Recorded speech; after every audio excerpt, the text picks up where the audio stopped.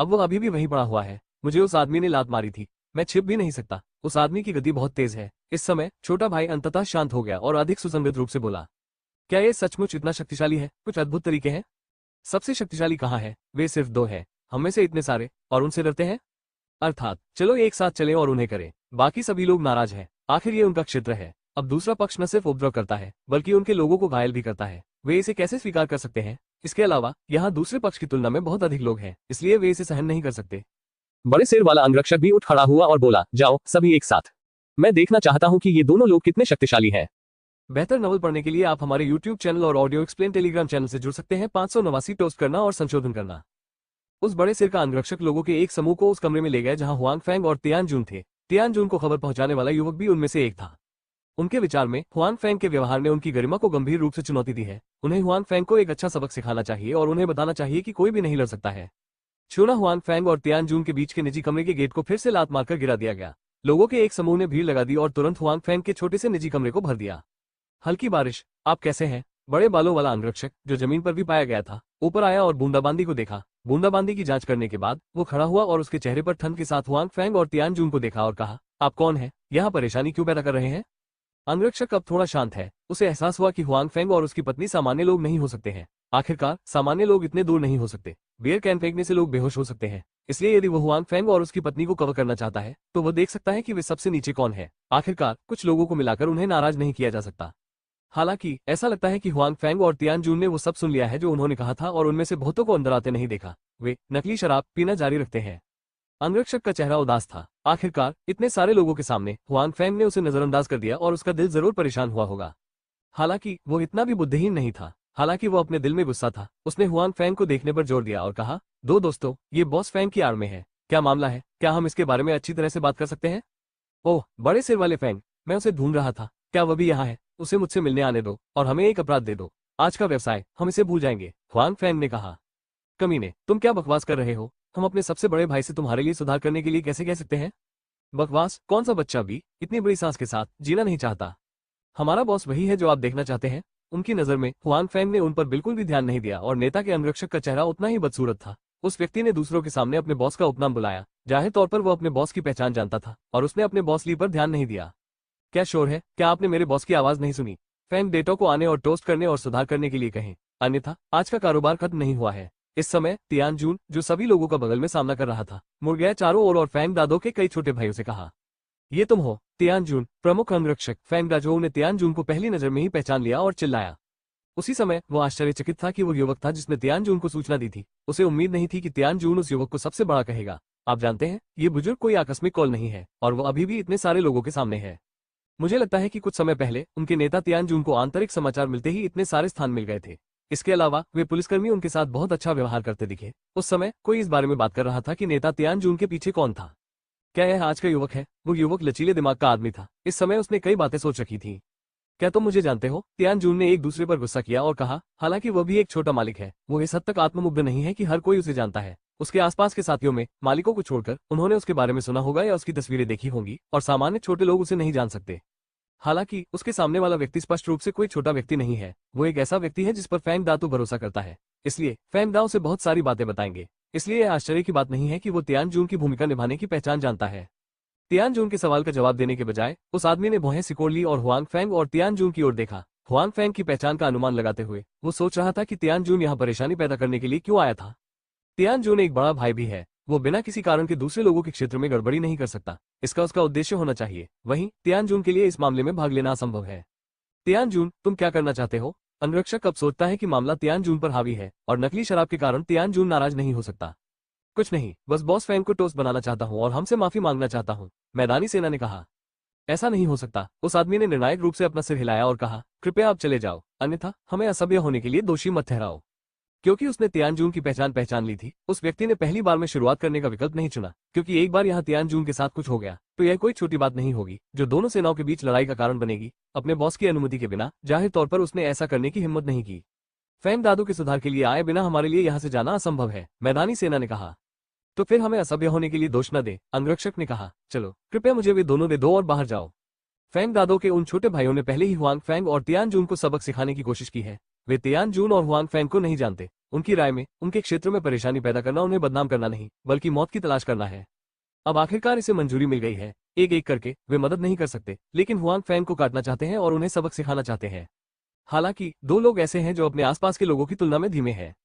एक तियान जून द्वारा लगाया गया अंडरकवर एजेंट है और दूसरा वो है जिसे हुआंग फैंग ने लात मारी थी। हालांकि वो बदला लेना चाहता है। वो जानता है कि हुआंग फैंग का कौशल अभी भी बहुत मजबूत है। भले ही वे हुआंग फैंग को हरा सकते हैं, जो पहले दौड़ा उसे निश्चित रूप से हुआंग फैंग की मुट्ठी और पैर मिलेंगे, इसलिए उसने जानबूझकर अपने आसपास के लोगों की तुलना में एक कदम धीमा उठाया। यानी वो अपने दोस्तों को पहले जाने देना चाहता था और फिर वो चाकू ठीक करने के लिए ऊपर गया। हुआंग फैंग और हुआंग फैंग अपने कार्यों से आश्चर्यचकित नहीं है। उनसे अपेक्षा की जाती है कि वे समस्याएं उत्पन्न करें। यदि वे शुरू नहीं करते हैं तो उन्हें नहीं पता कि क्या करना है। बेहतर नॉवल पढ़ने के लिए आप हमारे YouTube चैनल और ऑडियो एक्सप्लेन टेलीग्राम चैनल से जुड़ सकते हैं 590 एक साथ। तियान जून भी एक अच्छी गतिविधि करना चाहता है। हुआंग फैंग के प्रदर्शन से पहले उसने इसे अपनी आंखों में देखा था, लेकिन उसने हुआंग फैंग के लिए लड़ने और यहाँ तक कि अपने जीवन की कीमत चुकाने का मन बना लिया है। यदि वो अपने सबसे बड़े भाई को सब कुछ करने देता है तो उसका क्या उपयोग। हालांकि जब वो उठने ही वाला था तो उसे लगा कि उसे दबाया जा रहा है। चाहे उसने कितनी भी कोशिश की, वो अलग नहीं हो सका। उसने कुछ संदेह के साथ हुआंग फैंग को देखा और नहीं जानता था कि उसका क्या मतलब है। उसी समय उसे हुआंग फैंग की ताकत पर थोड़ा झटका लगा। हुआंग फैंग बस एक हल्का मैच था और वो उठ भी नहीं सका। ऐसा मत करो, मुझे आज ये करने दो। यदि तुम ये करना चाहते हो तो भविष्य में अवसर मिलेंगे, हुआंग फैंग ने मैदानी सेना से कहा। हुआंग फैंग यान तियानजून के मन को जानता है। इसके अलावा बाई जियाओरो से पूछने के बाद उन्होंने तियानजून का समर्थन भी स्वीकार कर लिया, इसलिए उसे तियानजून की हरकतें नापसंद नहीं है। बात बस इतनी है कि आज वो लिवी के लिए यहाँ है। वो नहीं चाहता कि भविष्य में कोई उसकी जिंदगी में खलल डाले। आखिरकार उसके अधिकांश विचार पैसे कमाने के तरीके पर होते हैं और फिर वो स्टोरेज बॉक्स में जो चाहता है उसका आदान प्रदान करता है। वो इन परेशान करने वाली चीजों के बारे में ज्यादा चिंता नहीं करना चाहता। मैदानी सेना झिझकी, लेकिन फिर बोली ठीक है। उसके बाद हुआंग फैंग ने बड़े लड़कों की ओर देखा और कहा, अपना समय बर्बाद मत करो, आप एक साथ जा सकते हैं। ऐसा नहीं है कि हुआंग फैंग कितना घमंडी है, लेकिन वो महसूस कर सकता है कि ये लोग सिर्फ सामान्य लोग हैं या वे निर्दयी होना चाहते हैं, लेकिन उनकी युद्ध प्रभावशीलता औसत है। इसलिए भले ही उनके पास अधिक लोग हों, उन्हें ज्यादा चिंता नहीं है। इन सभी लोगों की तुलना किसी तीसरे दर्जे के विशेषज्ञ से नहीं की जा सकती। धिक्कार है, मुझे मत रोको, मैं इस अहंकारी आदमी को नहीं मारूंगा। ऊपर सब ऊपर, इस आदमी को मार डालो। हुआंग फैंग के शब्द उनकी अपनी राय में कुछ भी नहीं है, क्योंकि वो जानते हैं कि ये लोग उनके कौशल नहीं है। इसलिए समय बचाने के सिद्धांत के आधार पर उन्हें निश्चित रूप से उम्मीद है कि ये लोग एक साथ चलेंगे। हालांकि दूसरों की नजर में यह अहंकार है। आपको पता होना चाहिए कि क्या उनके पक्ष में 20 से अधिक कंपनियां हैं, या क्या वे उनके क्षेत्र में हैं, जबकि हुआंग फैंग और अन्य केवल 2 लोग हैं। अहंकार क्या नहीं है। फिर वे सभी क्रूर चेहरे और क्रूर मुस्कान के साथ एक एक करके हुआंग फैंग की ओर दौड़ पड़े। ऐसा लगता है कि उन्होंने पहले ही हुआंग फैंग और उसके 2 लोगों को जमीन पर गिरते और घुटने टेकते हुए दया की भीख मांगते हुए देखा था। हालांकि इन लोगों को जल्द ही पता चल जाएगा कि आदर्श क्या है और यह कितना यथार्थवादी है। पहले हुआंग फैंग सोफे पर बैठा था, लेकिन एक पल में वो गायब हो गया। जब वे सोच रहे थे कि हुआंग फैंग कहां जा सकता है, तो उन्होंने देखा कि एक आकृति उनके बीच तेजी से घूम रही है। स्पर्श करें, स्पर्श करें, स्पर्श करें। हुआंग फैंग उन बड़े लड़कों में से हैं जो लगातार पहनते और खोजते रहते हैं। लिंगबो माइक्रोस्टेप के इस्तेमाल के कारण वे लोग उसके कपड़ों के कोने को छू भी नहीं पाते और वे एक एक करके उसके द्वारा पीटे जाते हैं। हुआंग फैंग एक संकट मोचक है। बेशक उसका इरादा कोई ताकत छोड़ने का नहीं है, तो वे छोटे लड़के दुखी हैं। एक एक करके वे गुरुत्वाकर्षण की चपेट में आते प्रतीत होते हैं। उनके सभी आंतरिक अंग एक साथ मुड़े हुए हैं, जो बहुत दर्दनाक है। निस्संदेह ये लोग भाग्य से रहित नहीं है। तियानजून द्वारा फांगडा के सिर में जो गुप्तचर रखा गया था, उसे हुआंग फैंग से चोट नहीं लगी। हालांकि उस पर संदेह होने से बचाने के लिए हुआंग फैंग ने उसे धीरे से छुआ। जाहिर है दूसरा पक्ष भी चतुर आदमी है। वो जोर से चिल्लाया, जमीन पर गिर गया और फिर अपने पेट को ढंककर लुढ़क गया, जैसे उसे कितनी चोट लगी हो। सजीव अभिनय ने हुआंग फैंग को लगभग ये सोचने पर मजबूर कर दिया कि उसने वास्तव में दूसरे पक्ष को चोट पहुंचाई है। समय 10 सेकंड से अधिक नहीं है। वे सभी लोग जो हुआंग फैंग को सबक सिखाने के लिए चिल्ला रहे थे और जमीन पर लौट रहे थे। जहां तक उन्होंने अभी अभी जो कहा है वो एक मजाक जैसा है। अब ये सिर्फ तुम हो। हुआंग फैंग ने उस अंगरक्षक की ओर देखा जिसे वो पीछे छोड़ गया था। इस वक्त बॉडीगार्ड का चेहरा भी थोड़ा सफेद है। वो फैंग डैफेक के प्रमुख का अंगरक्षक हो सकता है। जाहिर है उसके पास कुछ कौशल है। हालांकि उसने हुआंग फैंग को देखा और एक पल में सबसे बड़े भाई को नीचे गिरा दिया। हुआंग फैंग को बिल्कुल भी चोट नहीं आई। यह व्यक्ति जानता था कि हुआंग फैंग एक विशेषज्ञ था, एक वास्तविक विशेषज्ञ, एक मास्टर जो खुद को हरा नहीं सकता। हालांकि अगर वो बॉस फैंग के साथ घूमना जारी रखना चाहता है तो वो इस तरह बच नहीं सकता। अन्यथा भले ही वो पिटाई से बच गया हो, घटना के बाद उसका मालिक उससे हिसाब चुकाएगा, लेकिन वो और भी बुरा होगा। इसलिए हुआंग फैंग को खुद को देखते हुए देखने के बाद अंगरक्षक ने अपनी जेब से एक फोल्डिंग चाकू निकाला और उसे धीरे से झटका दिया। चाकू चौंका देने वाली रोशनी के साथ खुला हुआ था। हाथ में तलवार लेकर अंगरक्षक के दिल को अंततः कुछ विश्वास हुआ। उन्होंने हुआंग फैंग की ओर देखा और कहा, मैं मानता हूं कि आप बहुत शक्तिशाली हैं, लेकिन अगर आप हमारे बॉस को नाराज करते हैं तो भी आप समाप्त हो जाएंगे। अंगरक्षक सोचता है कि हुआंग फैंग और तियानजून स्पष्ट रूप से एक ही समूह में है। हालांकि वो बहुत कुछ जानता है। वो जानता है कि उसका मालिक हाल ही में तियानजून के क्षेत्र को लूटने की योजना बना रहा है। हुआंग फैंग की क्षमता मजबूत है, हालांकि उनमें से बहुत सारे हैं। इसके अलावा वे संख्या में भी श्रेष्ठ हैं। उन्हें नहीं लगता कि हुआंग फैंग कुछ भी बदल सकते हैं, है ना? आप इसे आजमा सकते हैं, हुआंग फैंग ने कहा। पीना, वो व्यक्ति अब वाचाल नहीं है। एक कदम, चाकू का हाथ पीली चोटी पर घोंप दिया गया है। तेज ब्लेड अगले सेकंड में पीली चोटी पर वार करने में सक्षम लगता है। हालांकि तुरंत उस आदमी ने अपनी आंखें खोली और उसका चेहरा अविश्वसनीय था, क्योंकि उसके हाथ में चाकू हुआंग फैंग की 2 उंगलियों से कसकर जकड़ा हुआ था। उसने कितनी भी कोशिश की, वो 1 सेंटीमीटर भी आगे नहीं जा सका। मेरे पास वापस जाओ। हुआंग फैंग ने अपना पैर उठाया और दूसरे पक्ष की छाती पर लात मारी। वह आदमी कई कदम पीछे हट गया। हालांकि उसने खुद को स्थिर करने की कोशिश की, लेकिन आखिरकार वह जमीन पर गिर गया। वो पूरी तरह से नुकसान की स्थिति में था। अपनी चोट की तुरंत जांच करने के बजाय वो असमंजस में थे। ऐसा लग रहा था कि वो इस हमले से उबर नहीं पाए हैं। उसे उम्मीद नहीं थी कि वो हुआंग फैंग से इतनी आसानी से हार जाएगा। उसने सोचा कि अगर हुआंग फैंग खुद को हराना चाहेगा तो भी इसमें कुछ समय लगेगा। उसके पास हुआंग फैंग को चोट पहुंचाने का भी मौका था। हालांकि तथ्य क्रूर है। वो सोचता है कि हुआंग फैंग के सामने भयंकर हमला उल्लेख के लायक नहीं है। हुआंग फैंग ने उसे 2 उंगलियों से भी रोका। वो इतनी बड़ी गिरावट को इतनी आसानी से कैसे स्वीकार कर सकता है? बेहतर नॉवल पढ़ने के लिए आप हमारे YouTube चैनल और ऑडियो एक्सप्लेन टेलीग्राम चैनल से जुड़ सकते हैं। 591 क्या आपने आंतरिक शक्ति के बारे में सुना है? ठीक है, तुम वापस जाओ और फैंग डाटो से कहो कि मैं यहाँ उसका इंतजार करूंगा और उसे तुरंत आकर सुधार करने के लिए कहूंगा। बेशक अगर वो नहीं चाहता है या उसे विश्वास नहीं है कि वो किसी को आने के लिए भेज सकता है, हम नहीं छोड़ेंगे। हुआंग फैंग ने बड़े घोड़ों को देखा और कहा। हालांकि फैंग दादो के छोटे भाई इस समय हुआंग फैंग से बहुत नफरत करते हैं। वे केवल इसके बारे में अपने दिल में सोच सकते हैं। अभी जो हुआ उसने उन्हें स्पष्ट रूप से बता दिया है कि वे हुआंग फैंग के विरोधी नहीं है। हो सकता है कि अधिक लोग और अधिक हथियार हुआंग फैंग को नीचे ला सके, लेकिन जाहिर तौर पर हुआंग फैंग वो नहीं है जिससे वे अब निपट सकते हैं। इसलिए भले ही वे आश्वस्त न हो, वे केवल इसे सहन कर सकते हैं। और हुआंग फैंग के शब्द अभी भी अहंकारी है, लेकिन उन्होंने शुरुआत में हुआंग फैंग को नीचा नहीं देखा है। कम से कम हुआंग फैंग के पास कुछ क्षमताएं हैं। चल दर, इस समय अंगरक्षक ने भी ढील दी है। वो हुआंग फैंग को कटु दृष्टि से देखता है। हालांकि वो आश्वस्त नहीं है, फिर भी वो अब और विरोध करने का साहस नहीं करता है। वो बॉस को बताना चाहता है कि यहाँ क्या हो रहा है, और फिर उसे हुआंग फैंग को सबक सिखाने के लिए और लोगों को लाने देना चाहता है।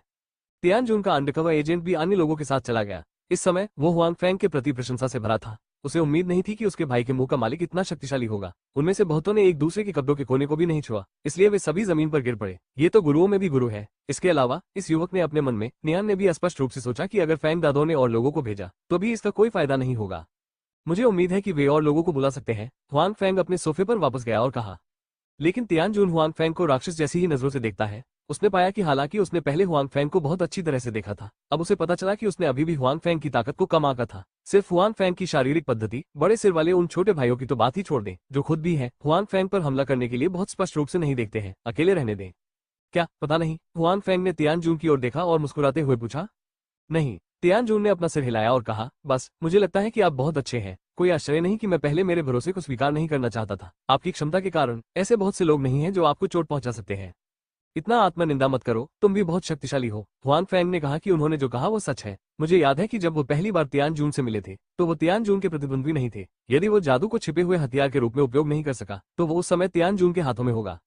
इससे भी अधिक, तियानजून की ताकत कई लोगों की तुलना में अधिक मजबूत है। अभी का नेता आवश्यक रूप से तियानजून का प्रतिद्वंद्वी नहीं है। हालांकि हुआंग फैंग ने यह भी देखा कि तियानजून का कौशल वो सब हो सकता है जो उसने घर पर लड़ाई में अभ्यास किया था। ये बहुत भयंकर है, लेकिन इसकी बहुत अधिक दिनचर्या नहीं है। जाहिर है उन्होंने व्यवस्थित ढंग से चालें नहीं सीखी। जहां तक आंतरिक शक्ति की बात है, इसे सीखना और भी असंभव है। ये तुमसे कहीं अधिक बुरा है। अगर कुछ है तो मुझे नहीं पता कि आप मेरी रक्षा करते हैं या मैं आपकी रक्षा करता हूँ, तियान ने कहा। इससे तियानजून निराश हो गया। वो हुआंग फैंग में शामिल हो गया, लेकिन हुआंग फैंग की मदद करने और उसकी रक्षा करने के लिए दौड़ा। लेकिन अब हुआंग फैंग को अपनी सुरक्षा की जरूरत नहीं लगती। सौभाग्य से आपके पास सुनने और कुछ छोटी मोटी बातें करने के लिए कोई व्यक्ति नहीं है, अन्यथा मेरे पास आपके साथ रहने के लिए चेहरा नहीं है, मैदानी सेना ने तिरस्कारपूर्वक कहा। क्या आपने आंतरिक शक्ति के बारे में सुना है? हुआंग फैंग ने तियानजून की उदास अभिव्यक्ति को देखा और अचानक कहा। क्या? हुआंग फैंग के अचानक विषय परिवर्तन ने तियानजून को असहज कर दिया, लेकिन फिर उन्होंने कहा, यह मार्शल आर्ट उपन्यासों में लिखी गई आंतरिक शक्ति है? इतना खराब भी नहीं। हुआंग फैंग ने सिर हिलाया। वास्तव में आप जानते हैं, जब हम पहली बार मिले थे तो मैं आपको हरा नहीं सका था। मैंने बाद में सहयोग की परिस्थितियों में आंतरिक शक्ति और हल्कापन कौशल भी सीखा, इसलिए मैं अपनी ताकत में इतनी तेजी से सुधार कर सकता हूँ, हुआंग फैंग ने मैदानी सेना से कहा। हुआंग फैंग ने तियानजून की आंतरिक शक्ति के बारे में कुछ कहा। इसका कारण ये था कि वो तियानजून की आंतरिक शक्ति को सिखाना चाहते थे। संपर्क की इस अवधि के बाद हुआंग फैंग को लगा कि तियानजून अभी भी भरोसे के लायक है। इसके अलावा वो अपनी बहन के प्रति अपनी भावनाओं का दिखावा नहीं कर सका। हुआंग फैंग भी सोचते हैं कि तियानजून सही है। हो सकता है कि उसे अपनी सुरक्षा के लिए अन्य लोगों की आवश्यकता न हो, लेकिन उसे सुनने और काम चलाने के लिए एक व्यक्ति की आवश्यकता होती है। इसके अलावा जानकारी के स्रोत के रूप में तियानजून के साथ वो आज के बड़े सिर फैंग जैसी चीजों के बारे में अधिक जान सकता है। इसलिए इन विचारों के साथ हुआंग फेंग को तियानजून की आंतरिक शक्ति को सिखाने और उसकी ताकत को बढ़ाने में कोई आपत्ति नहीं है। ऐसे में उसके हाथ में ताकत और बड़ी हो जाएगी। सबसे खराब स्थिति में भी तियानजून बाद में उसे धोखा देगा। हुआंग फेंग को नहीं लगता कि वो तियानजून के प्रतिद्वंद्वी नहीं है। आखिरकार उसकी क्षमता आंतरिक शक्ति जितनी सरल नहीं है। क्या सचमुच आपके पास आंतरिक शक्ति है? तियानजून ने आश्चर्य से कहा। उन्हें उम्मीद नहीं थी कि उपन्यासों और फोन में वर्णित आंतरिक शक्तियां वास्तव में मौजूद थी। इससे तियानजून, जो हमेशा मार्शल आर्ट में रुचि रखता था, आश्चर्यचकित कैसे हो सकता था। ठीक है, अगर तुम सीखना चाहो तो मैं तुम्हें सिखा सकता हूँ, हुआंग फेंग ने एक और शब्द कहा जिसने तियानजून को उत्साहित कर दिया। सच में? क्या तुम सच में मुझे बढ़ाना चाहते हो? तियानजून को अभी भी इस पर विश्वास नहीं हो रहा है। हालांकि उसके पास आंतरिक शक्ति नहीं है, फिर भी वो जानता है कि यह चीज बहुत दुर्लभ होगी। हुआंग फेंग अब खुद को बहुत आसानी से सीख लेते हैं। निस्संदेह वो उत्साहित है। इसके अलावा वो वास्तव में आंतरिक शक्ति में रुचि रखते हैं। क्या मैं अब भी तुम्हें धोखा दे सकता हूँ? तुम सब मेरे लिए शामिल हो गए हो। तुम्हारी ताकत अधिक मजबूत है। क्या ऐसा नहीं है कि मेरी ताकत भी मजबूत है? हुआंग फेंग ने कहा। ठीक है, चिंता मत करो। तियानजून ने कसम खाई है कि वो अपने जीवन में तुम्हें कभी धोखा नहीं देगा। तियानजून ने गंभीरता से कहा कि अब उनके दिल में हुआंग फेंग का स्थान असीम रूप से ऊंचा हो गया है। हुआंग फेंग ने न केवल खुद की मदद की और अपनी बहन की जान बचाई, बल्कि अपनी बहन के पैरों को भी ठीक किया। उन्होंने खुद को आंतरिक शक्ति भी सिखाई। उसे लगा कि उस पर हुआंग फेंग का बहुत अधिक बकाया है। भले ही उसने उसके लिए अपनी जान दे दी, लेकिन ऐसा लगा कि वो हुआंग फेंग की दयालुता को वापस नहीं लौटा सका। बेशक, मुझे विश्वास है कि आप मुझे धोखा नहीं देंगे, या मैं आपको आंतरिक शक्ति नहीं सिखाऊंगा, हुआंग फेंग ने कहा। तियानजून ने सिर हिलाया और कुछ नहीं बोला, लेकिन उसने अपना मन बना लिया था। उसे प्रोफेसर हुआंग फेंग की आंतरिक शक्ति को अच्छी तरह विकसित करना होगा। केवल जब उसकी ताकत मजबूत हो जाएगी तो वह हुआंग फेंग की अधिक मदद कर सकता है। अब की तरह नहीं, वो केवल एक चालू कार्य हो सकता है। बेहतर नॉवल पढ़ने के लिए आप हमारे YouTube चैनल और ऑडियो एक्सप्लेन टेलीग्राम चैनल से जुड़ सकते हैं। 592 एक अच्छा शॉट दे। Bang bang. शानदार इमारत की तीसरी मंजिल पर कमरा नंबर 308 का दरवाजा फिर से खटखटाया गया। दस्तक बहुत जरूरी थी। ऐसा लग रहा था कि दरवाजा खटखटाने वाला व्यक्ति जल्दी में था। कौन है जो मुझे अच्छा समय नहीं बिताने दे सकता? कमरे में चौकोर बड़ा सिर चिल्लाने से खुश नहीं है। हालांकि दरवाजे के बाहर दस्तक जारी रही और यह अधिक जरूरी लग रहा था। बिग हेड फैंग गुस्से में थे और बोले, अंदर आओ, बेहतर होगा कि तुम कुछ करो, अन्यथा अशिष्ट होने के लिए मुझे दोष मत दो। फैंग की अनुमति सुनकर दरवाजा खोला गया। यह वो व्यक्ति था जिसे हुआंग फेंग और तियानजून से निपटने का आदेश दिया गया था। आप कैसे हैं? आप नहीं जानते कि मैं इसका आनंद ले रहा हूँ। आत्मा को आघात। बड़े सिर ने आगंतुक को देखा, लेकिन उसके चेहरे में सुधार नहीं हुआ। उसने आगंतुक को गाली दी। इस समय घर वसंत से भरा है। हुआंग फेंग के निजी कमरे में राजकुमारी उसकी दोस्त जियाओकुई की तरह जमीन पर घुटने टेक कर और हथकड़ी पहने हुए है। उसकी गोरी त्वचा बाहर उजागर हो गई है, जो निजी कमरे में जनता को उसका सुंदर शरीर दिखा रही है। हालांकि अंगरक्षक अभी अभी आया है। अब वो स्पष्ट रूप से सुंदर दृश्यों का आनंद लेने के मूड में नहीं है। जब उसने बॉस को देखा तो गुस्से से बोला, बॉस, कुछ हो गया? क्या हुआ? कौन नहीं जानता कि मैं इसे कवर कर रहा हूँ? मैं आपके लिए क्या कर सकता हूँ? फेंग ने असंतोष से कहा। मैंने आपसे उन 2 उपद्रवियों को सबक सिखाने के लिए नहीं कहा था। चीजें कैसे चल रही हैं? बॉस, ये उनकी जगह है जहाँ कुछ हुआ था, उस आदमी ने कहा। 2 उपद्रवियों में से एक तियानजून है और दूसरा तियानजून के साथ संबंध नहीं जानता है। हालांकि वो बहुत अच्छी तरह से लड़ सकता है। मैं बस अपने भाइयों को वहां ले गया और उसने उन्हें खुद ही नीचे गिरा दिया। हालांकि उस आदमी ने सुना था कि तियानजून ने हुआंग फेंग को सबसे बड़ा कहा था। उसने अपने दिल में इस पर विश्वास नहीं किया, क्योंकि उसने यह नहीं सुना था कि तियानजून का कोई सबसे बड़ा था। वो सबसे बड़े थे। इसके अलावा हालांकि हुआंग फेंग के पास अच्छे कौशल थे, फिर भी वो बहुत छोटा था। उसकी उम्र और कौशल के साथ यह अधिक संभावना थी कि वो तियानजून का लड़का था और तियानजून का लड़का था उसके अधीनस्थ। बस उसे यकीन नहीं था, इसलिए नहीं कहा।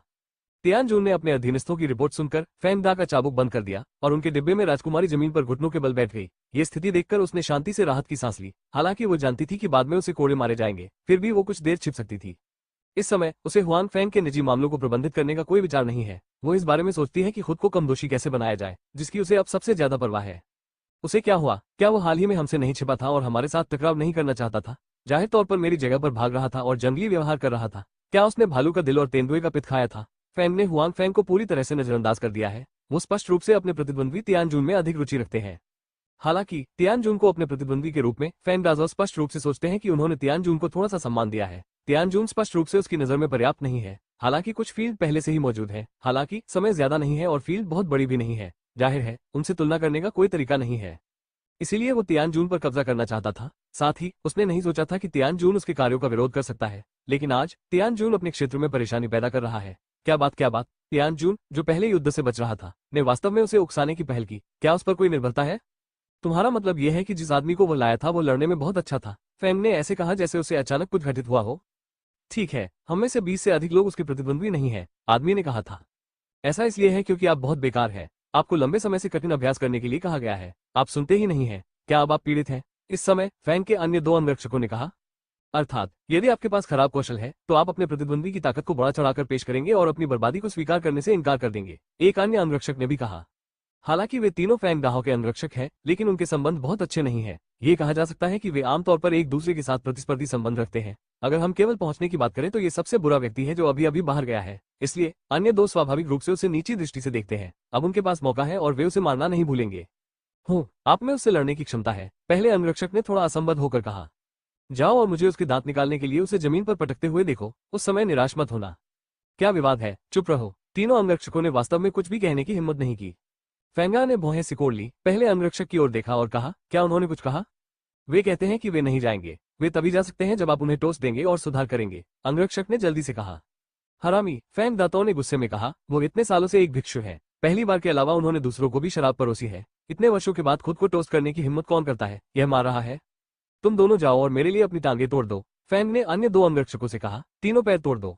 हाँ, दोनों अंगरक्षकों ने उत्तर दिया और फिर कुछ क्रूर मुस्कान के साथ चले गए। और पहले बॉडीगार्ड के चेहरे पर भी मुस्कान थी। उसने अपने दिल में प्रार्थना भी की कि हुआंग फैंग दो व्यक्तियों के प्रति अधिक क्रूर हो सकता है।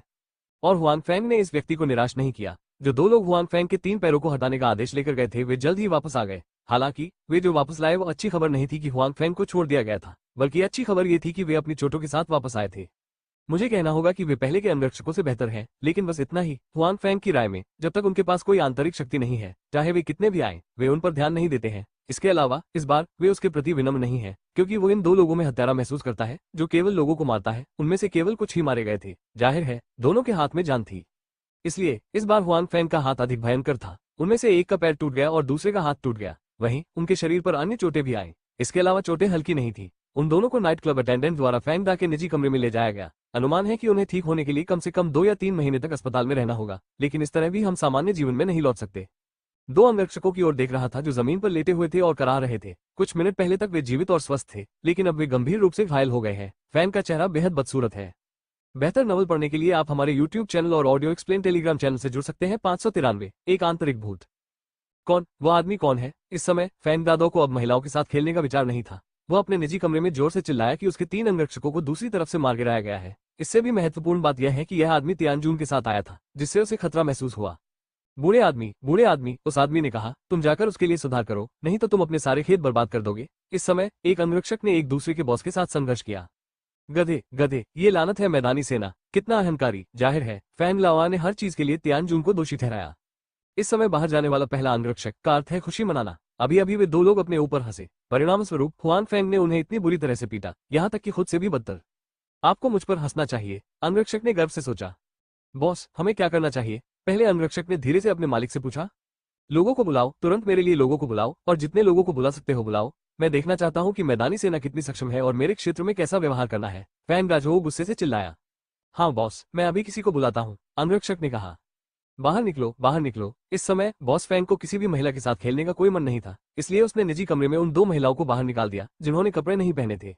हालांकि उनका रवैया और लहजा बहुत अच्छा नहीं है, लेकिन वे 2 महिलाओं के लिए अच्छी खबर है। उन्हें फैंग दाफू द्वारा प्रताड़ित किया गया है। अब फैंग दाफू स्पष्ट रूप से गुस्से में है। अगर वे यहाँ रहेंगे तो शायद फैंग दाफू उन्हें गुस्से से बाहर निकाल देंगे, इसलिए जितनी जल्दी हो सके चले जाना ही बेहतर है। जल्द ही एक एक करके फैंग दादो के छोटे भाई जिन्होंने कॉल प्राप्त किया, जिम्बे हुआंग की ओर भागने लगे। अधिक से अधिक लोग यहाँ आए और अधिक से अधिक लोगों को इसके बारे में पता चला। जियानवो में उन लोगों को लग रहा था कि चीजें बड़ी हो रही थी और वे सभी पूछ रहे थे कि क्या हो रहा है। हालांकि उन्होंने जो सुना वो ये था कि तियानजून लोगों को परेशान करने के लिए फैंग दादो के क्षेत्र में ले गया। इसके अलावा हालांकि वहां बहुत सारे लोग नहीं थे, फिर भी वे बहुत गंभीर थे। फैंग दादो को नुकसान हुआ और अब वो बदला लेना चाहता है। मैंने पहले तियानजून के बारे में ज्यादा नहीं सोचा था।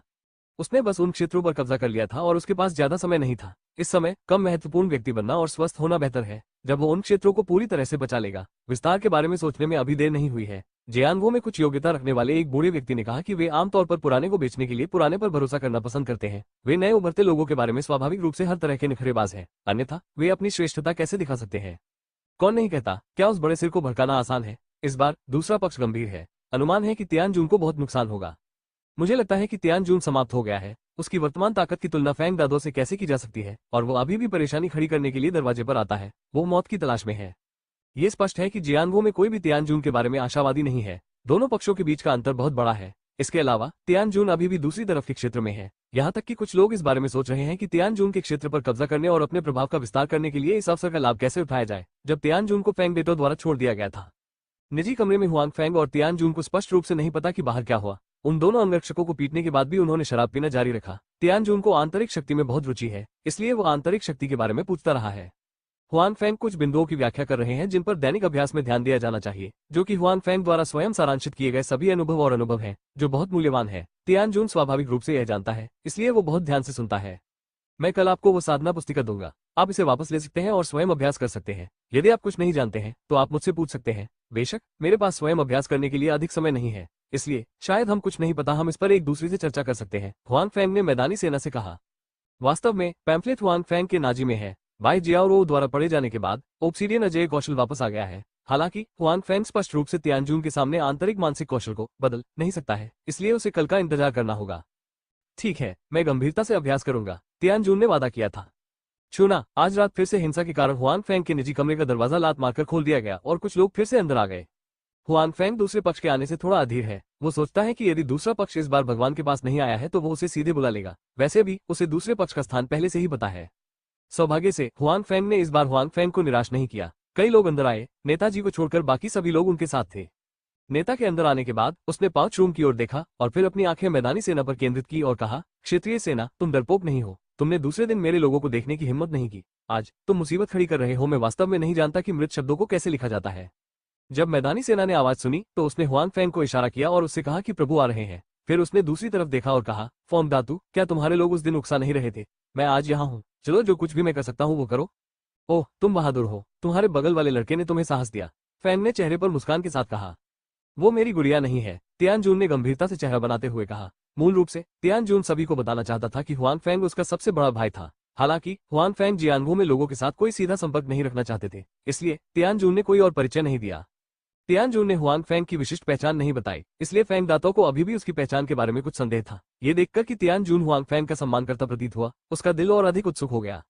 हालांकि ये स्पष्ट रूप से उत्सुक होने का समय नहीं है, कोई फर्क नहीं पड़ता कि वो कौन है। अगर मैं आज यहाँ परेशानी पैदा करता हूँ तो आप ठीक से बाहर नहीं जा पाएंगे। मिस्टर फेंग, मैंने सुना है कि आपने आज हुआन फेंग नाम के एक आदमी को सबक सिखाने के लिए नौकरी ली है। इस समय हुआन फेंग ने अचानक ऊपर देखा और बड़े सिर से कहा। इस समय फेंग दा तो हुआन फेंग की उपस्थिति को स्पष्ट रूप से देख सकता है। हालांकि वो हुआन फेंग को नहीं जानता, लेकिन जब वो हुआन फेंग की बातें सुनता है तो उसका चेहरा बदल जाता है। उन्होंने आज ही यह मामला उठाया। उसे उम्मीद नहीं थी कि दूसरे पक्ष को यह पहले से ही पता था। क्या उसने कहा कि उसके आसपास कोई आंतरिक भूत था? 594, वो आदमी नहीं है। फेंग दाजो ने उदास आंखों से अपने आसपास के लोगों को स्कैन किया, लेकिन कोई फायदा नहीं हुआ। उस समय इस मामले के बारे में जानने वाले लोग सीमित थे, इसलिए फेंग ने बाद में अच्छी जांच करने का इरादा किया। हाँ, तुम्हें कैसे मालूम? क्योंकि दूसरे पक्ष ने ऐसा कहा है, तो जाहिर है कि उसे इसके बारे में पहले से ही पता था और फेंग ने कुछ भी नहीं छिपाया है। मुझे कैसे पता चलेगा? चिंता मत करो, मैं बस तुमसे पूछना चाहता हूँ, तुम क्या करने जा रहे हो? हुआन फेंग ने पूछा। ये कैसे करें? यह मेरा व्यवसाय है, आप परवाह नहीं कर सकते, फेंग ने कहा। क्या वो सही है? हुआन फेंग लाइट ने कहा। मैं तुम्हें एक व्यक्ति के रूप में लेना चाहता हूँ, क्या तुम्हें एक दूसरे को छोड़ना आसान नहीं है? तो क्या हुआ? इसमें कोई आश्चर्य की बात नहीं है कि सड़क पर कोई भी मेरी कार्यशैली को नहीं जानता, फेंग ने लापरवाही से कहा। और कौन नहीं जानता कि तुम निर्दयी हो, कोई जगह नहीं छोड़ते। हालांकि मुझे लगता है कि तुम्हारे लिए ये जीवन छोड़ देना बेहतर है, हुआन फेंग ने कहा। तुम कौन हो? तुम मेरी इतनी परवाह क्यों करते हो? फेंग ने अधीरता से कहा। ओह, मैं अपना परिचय देना भूल गया, हुआन फेंग ने अचानक कहा। मेरा नाम हुआन फेंग है, जिसे आप सिखाने जा रहे हैं। क्या आप हुआन फेंग हैं? फेंग ने आश्चर्यचकित चेहरे के साथ कहा, यह जानने के लिए कि यद्यपि उसने एक निश्चित उद्देश्य के साथ नौकरी ली थी, लेकिन उसे इसके बारे में ज्यादा जानकारी नहीं थी। उसे ये जांच करने की जरूरत थी कि हुआन फेंग कौन था और वो कैसा दिखता था।